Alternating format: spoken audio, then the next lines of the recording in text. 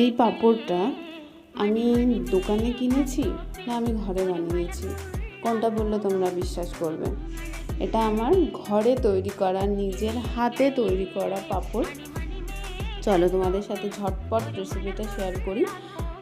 ফার্স্টে সাবুটাকে আমি সারা রাত ভিজিয়ে রেখেছিলাম। ভিজিয়ে রাখার পর কড়াইতে জল দিয়ে ভালো করে যতক্ষণ না সাবুটা মেল্ট হয়ে আসে ততক্ষণ নাড়াচাড়া করে তার মধ্যে গোটা জিরে দিয়ে দিয়েছিলাম, তার মধ্যে দিয়েছিলাম গোটা মৌরি। তোমরা নানা রকম মশলা ইউজ করতে পারো, তবে খুব বেশি না, গোটা মশলা ইউজ করতে পারো। তো আমি অল্প জোয়ান দিয়ে দিয়েছি।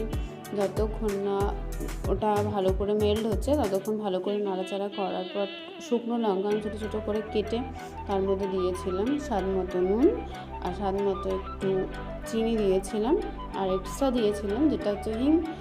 স্বাদটা এনহ্যান্স করার জন্য খুব ভালো হয়েছিল খেতে, হিংটা দেওয়াতে দারুণ হয়েছিল। আর দেখলে ওর থিকনেসটা খুব বেশি পাতলাও হবে না, আবার খুব বেশি মোটাও হবে না, একটা মিডিয়াম স্ট্রাকচার আসবে।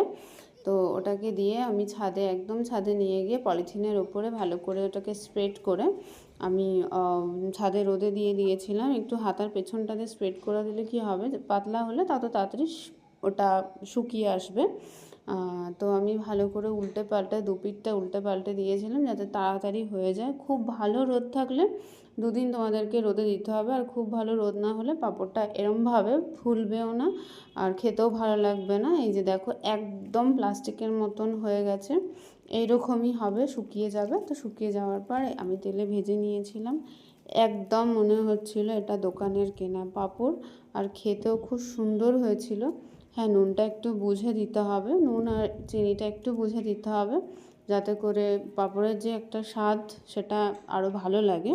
তো এই যে, চলো তোমাদের সাথে অন্য একদিন দেখা হচ্ছে।